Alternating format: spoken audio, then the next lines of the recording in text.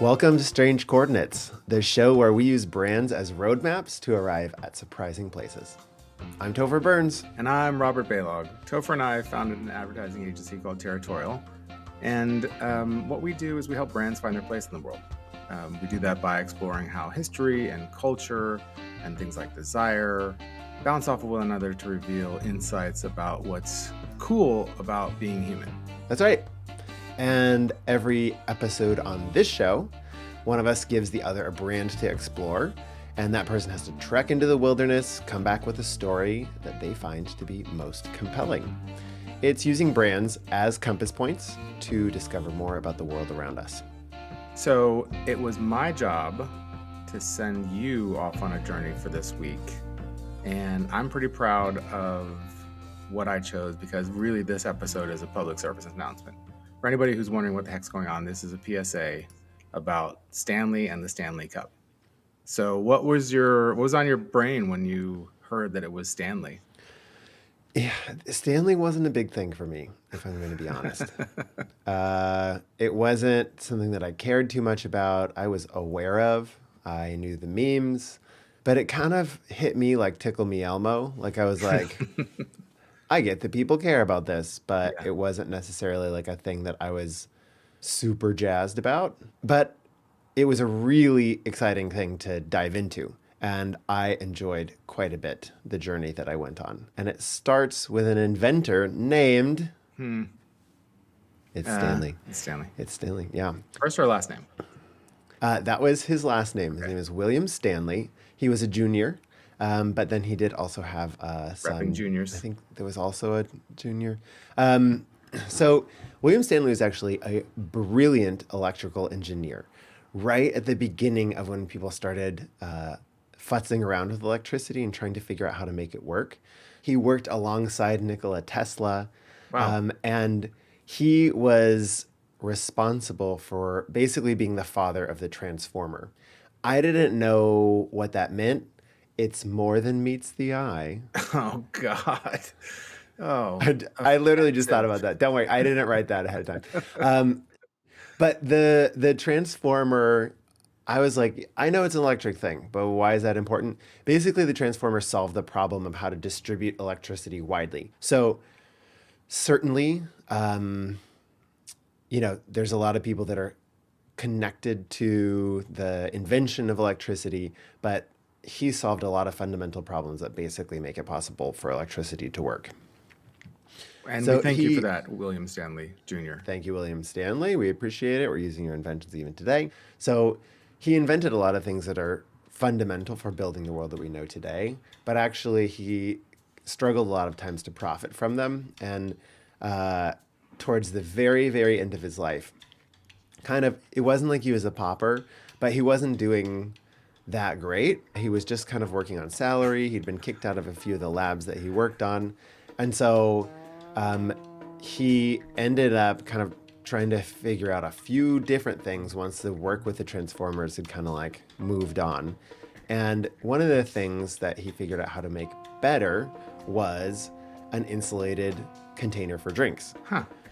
The reason why he figured that out is because the things that you need in order to do early electrical tinkering are figuring out how to do really good welding and attachment of metal pieces and experimenting with vacuums and being able to create vacuums in order to create insulation and to allow electricity to travel better. So he knew how to do those things, and he came across this invention that he thought could be much better. That invention was the thermos, capital T thermos, invented by a guy in something like 1903. But the guy who invented the thermos used glass on the inside. Right. And so thermoses were very precious and very breakable. And once you break the vacuum, it doesn't work anymore. Garbage. So what Stanley did was manage to do with the welding and the vacuum packing that he needed to know in order to be able to create transformers, he made a better, what he would call indestructible thermos. Amazing. Also, I want to point out that when you said he was a pauper, I heard you say he was a pauper, and then I thought like that he went down some dark path to like doing amyl nitrate in some, dark club, sweaty club somewhere Did they have those in the 1913s? Poppers? I'm sure. It was probably a medicine. It was probably prescribed. They probably gave it to make kids shut up or something. Exactly. Every Exactly. nurse had like, yeah. I Yeah. wonder how Come here, different Timothy. Sniff this. do you think smelling salts are that different from poppers?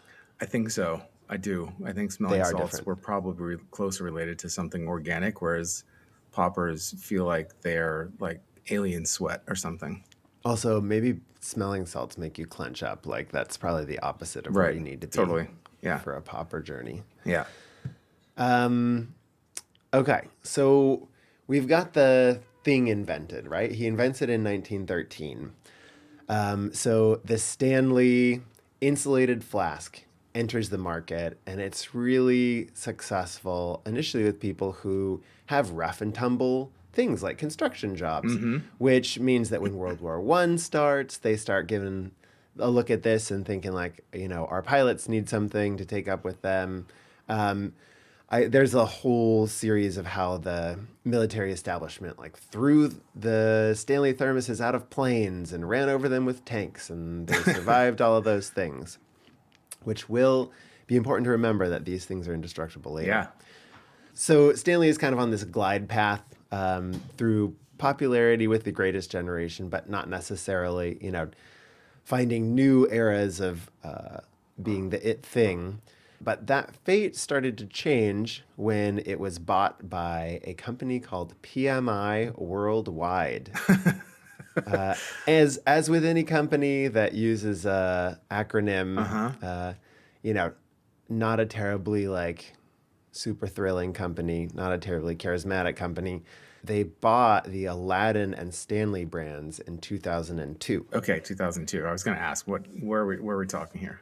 Yeah. So between World War II and 2002, we had just sort of like a Cruising. denouement, Stanley just doing what it does. Yeah. Okay, got it. Yeah. Green side handle form factor. Yep. Sort of looks like a fire hydrant, Mm-hmm. like a green fire hydrant. And for a while, PMI Worldwide really didn't know what to do with the brand. By 2019, they had created this thing called the Stanley Quencher, which was a new form factor, bigger. Yeah. But in this next part of the story, there is an important person that interacts with the Stanley brand, and that is Oh.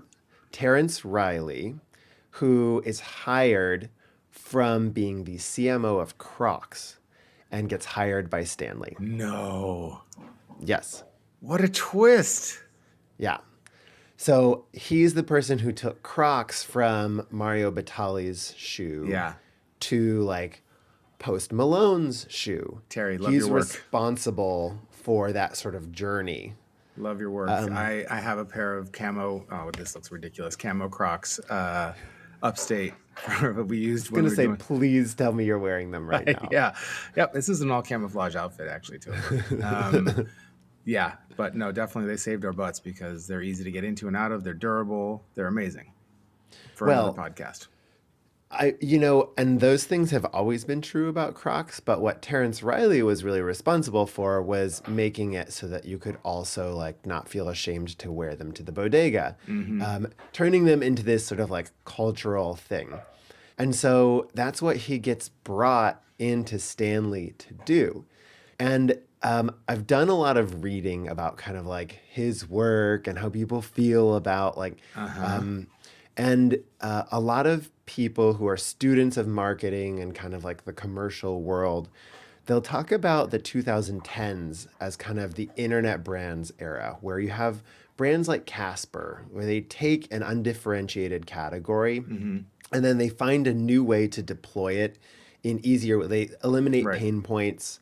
They use the internet to get it to you, and so they turn an undifferentiated category into something that you're willing to pay a premium to be a part of because it's easier, it comes in a new form factor, or Right. whatever it might be. Better packaging and marketing. Exactly. So we get our sort of like Instagram brands in the 2010s. But if those are the 2010s, then Terrence Riley sort of serves as a paragon and maybe an exemplar of the 2020s, which are going to be moving from Instagram brands to TikTok brands. Yeah. And TikTok brands are all about reinventing dad brands and heritage brands and finding new ways to bring them into your life and give them relevance. And so you can see why Terrence Riley is the perfect person to bring into Stanley. He needs to figure out like how to turn this into a thing. And so he does that with the help of Mormons. Shut the front door with respect to our Mormon brethren. Okay, so it might not just be Mormons, but it's definitely Utah. And so we can assume that there are at least some Mormons in the mix here. Incredible. So I'm going to have to back out again to talk about something that you may or may not know about Mormon culture. And it's Okay. sort of like Mormon pop culture. So, what Mormons have in Utah that is a wildly popular business is dirty sodas. And dirty sodas are you pull up to a dirty soda stand. It's like a soda fountain, but they will mix anything into your sodas. So you get a Pepsi, a Coke, Dr. Pepper, whatever it is that you, Sprite, whatever you Right. want. But then you're going to get it. This is like taking the Sonic ocean water to like a whole new level. They have a massive amount of different syrup flavors.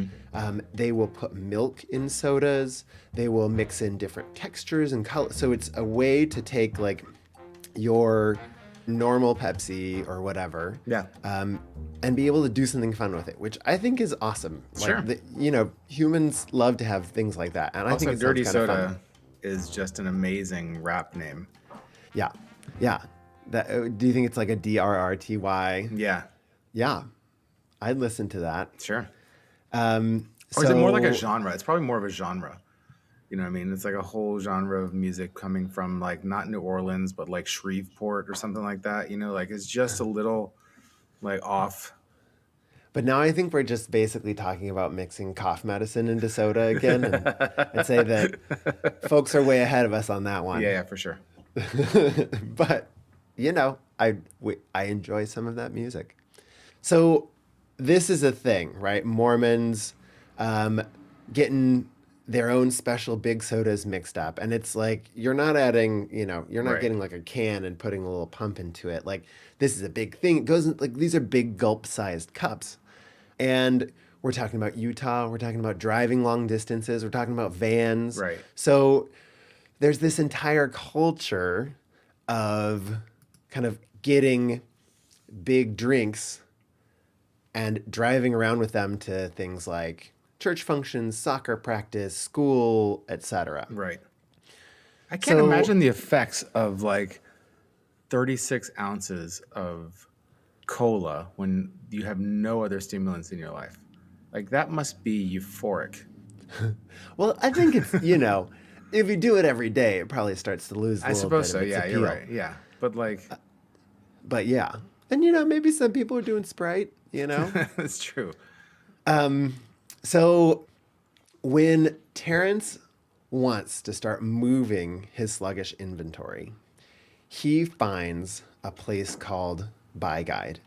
What he doesn't know, as somebody who doesn't have the history of living in Utah as a woman, is that a pretty colored pink, purple, blue, massive jug that fits into your car cup holder and allows you to carry an enormous amount of liquid and keep it cold all day is exactly what this audience wants. Right.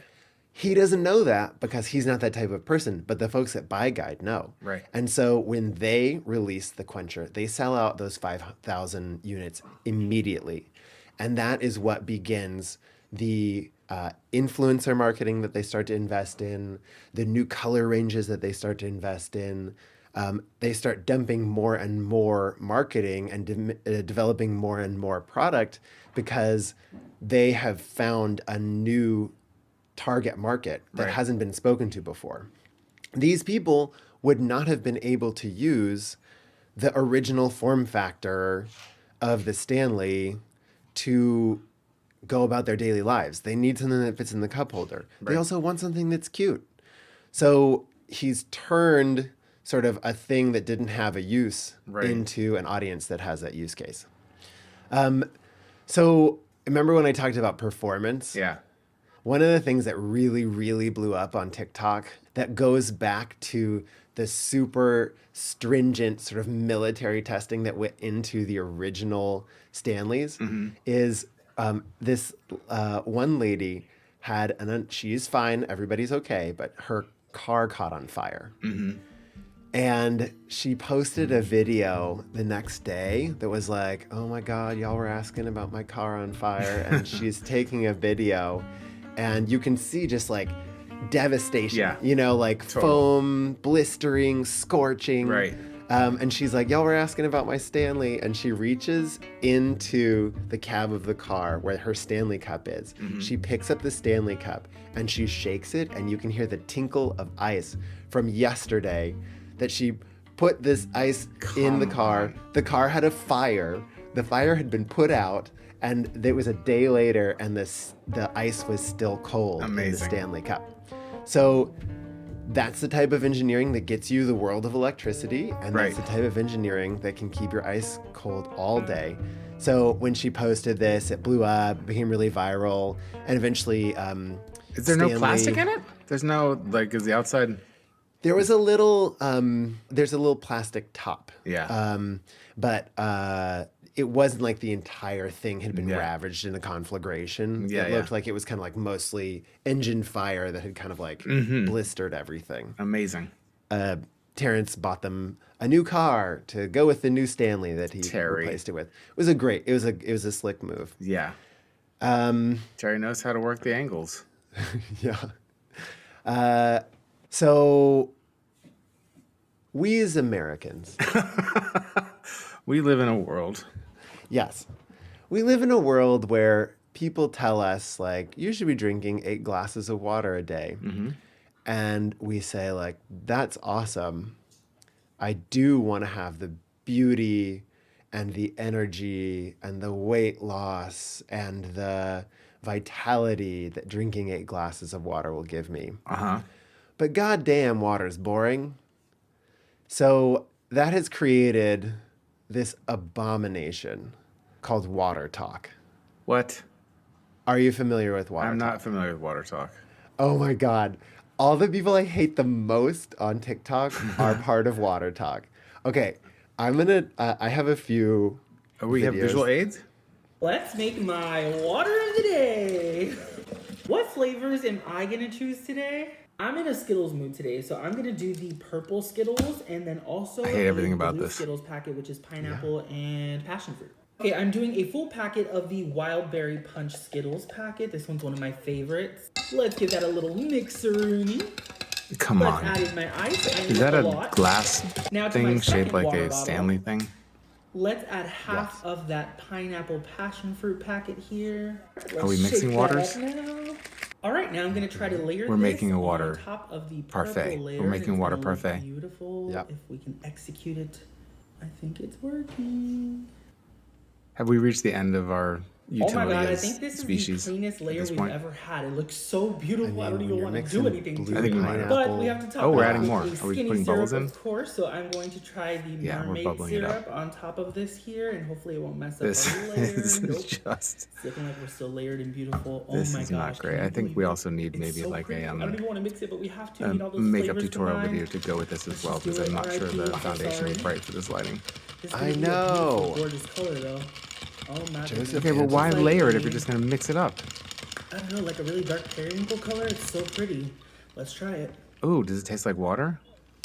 Oh, of course it's Yep. good. It tastes like soda. Yes. Thank you for exposing me to that. So we've turned the like you have to drink 8 times a day, 8 glasses of water a day into this. Which how would you describe what you've just witnessed? Something you would use to make a child try to ingest something that is not on the top of their list of things that they want. So like dressing up vegetables. Yeah, he says mixer-rooney. I mean, I assumed that was going to come out of his mouth the second that the first frame came Yeah, up. my man has an exceptional depth of like really tacky Hawaiian shirts. I mean, you got to But they go appreciate with the that can. water. Yeah. They go with the water. So there's this whole like mixing, sugary tasting, but I think technically not usually. Most of the people who are big on water talk aren't mixing full sugar stuff. Right. So they have deviated from the original sort of like Mormon indulgence of getting like a soda and then blasting that with a bunch of other stuff. But it's still just like a massive amount of chemicals that now you're preparing in multiple different Right. ways. But there's a whole like cocktail it for yourself. Is this an different- LDS thing? Is water talk an LDS thing? No, no. Okay. The water talk is just an everybody thing. Okay, cool. And Stanley's a big part of it. People make stuff in their Stanleys. But the problem is if you're pouring from a plastic bottle Yeah. into the Stanley and then you're ripping open plastic sachets of Right. flavors, like at this point, Right. we've completely moved on from like what it really means to drink water, which is just like something simple and Totally. Most cleansing. abundant substance on earth.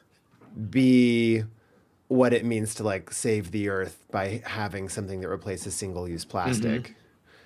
But that's where we are now. Yeah, no good deed goes unpunished, basically, in this world. Yeah. So thanks, Stanley. Thank you, Stanley Company, for introducing this vehicle for hellish behavior. Yeah.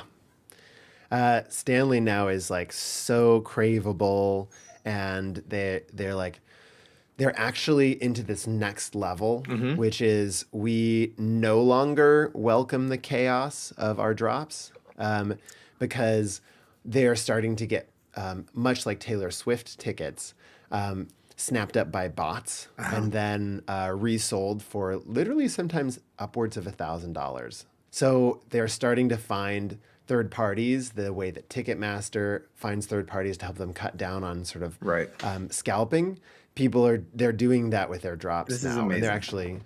they're actually like going to market and being like, we want things to be a little bit more chill. We don't want them Right. to be like as insane. We're also just training AI how to manipulate us eventually. Like, they seem to like this vessel. Yes. I don't know why AI is talking like Leonard Nimoy, but that's in my head. That's what it's like.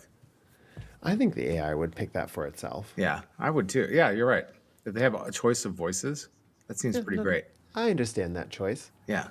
What a nice connection back to the past, Topher, and also a journey through the present of the crazy world of TikTok and how it's supplanting Instagram in terms of how brands behave. I didn't even think about that in terms of like what are brands doing differently now that the channel has shifted.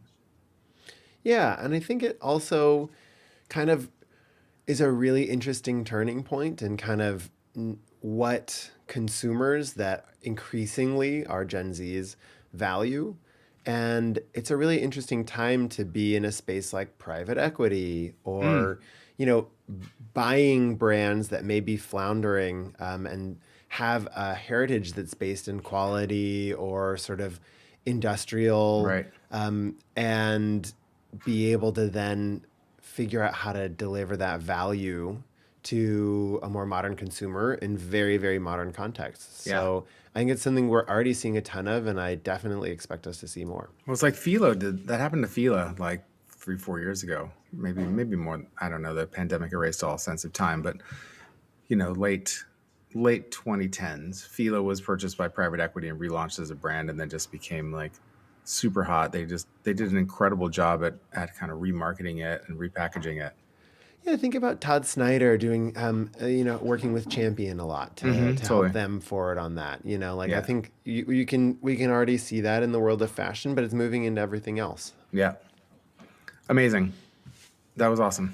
What's coming my way, Topher? What's happening? Well, I got so inspired by the health or not so health fad stuff connected to Stanley that it got my brain running. And what I'm interested for you to look into is Nordic track. Yes, that's awesome. That's so awesome. That is so awesome.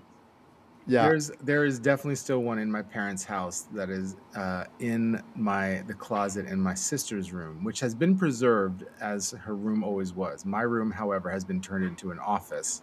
Yeah. My sister's room has been preserved as if it is a museum, and in her closet is my mother's Nordic track. Is it like are clothes hanging on it, or is it still functional? It's probably not functional. It's the little fake ski things have come off, but this is so exciting. I have a deep Yeah. connection to Nordic track. I only know it from the commercials that I thought were hilarious as a kid. So Yeah. I'm so excited to know more about it. That's gonna be Excellent. that's gonna be amazing, amazing, amazing. Thank you so much. And I also feel like you have now given me two brands that connect to some deep childhood memories. With Yeah. first with Carnival and Kathy Lee Gifford. Yeah. This is like a long therapy session you're building here, isn't it? Yeah. You're trying to think of what like the next trap I'm gonna lay for you. It's like, Yeah. eventually there has to be a punchline where Yeah. I'm just like, sure, yeah, these have been lovely memories, but soon we're gonna get into your trauma. Yeah, exactly. Well, anyways, that will be for an episode far down the road. But for next time, we're going to be looking into Nordic track. We'll be skiing our way into the backcountry and figuring out what Nordic track's all about. Yep. You've been listening to Strange Coordinates. It's the show where we use brands as roadmaps to arrive at surprising and fascinating places. Your hosts are Topher Burns and me, Robert Baylog. So to learn more about our agency Territorial, go to our site at weareterritorial.com, join our mailing list, and follow us on LinkedIn, and do all that great stuff like even subscribe to our podcast. Yes. Thank you so much, everybody. Thank you. We'll see you again soon. See you. Bye. Go get your forever cold drinks.